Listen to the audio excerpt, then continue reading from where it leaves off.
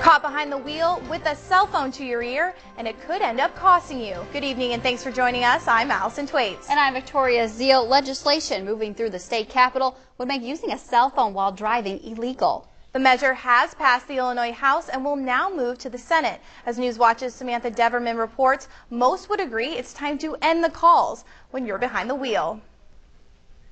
I do think it's important to have a phone in the car. But you can pull over and make your phone calls if you need to. Lieutenant Brad Oyer has worked for the Charleston Police Department for several years and has seen his fair share of people talking on the cell phone and driving. Officer Oyer says it's important to keep a phone in your car for safety reasons, but when it comes to talking and driving, pull over. If it rings, you want to answer it, pull over to the side of the road and deal with it when it's safe to do so. And that's exactly what driver's education instructor Barb Heike teaches her students.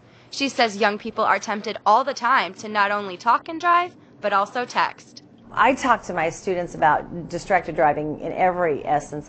If the new cell phone legislation becomes law, it would be a moving violation like a speeding ticket. 3 moving violations in a year, and a driver could lose their license. Oakland resident Don Hale says, whatever the penalty, he's in favor of it. Seems like about 1 in every 3 or 4 probably is talking on the phone. We've talked about the changes in the laws in the last few years anyway, and the fact that young people are supposed to talk on the phone while they're driving at all. Having communication in your vehicle does help, but it just has to be used responsibly. In Charleston, I'm Samantha Deverman for WEIU Newswatch. Now, the proposal would make an exception for drivers who use some sort of hands-free device to make calls.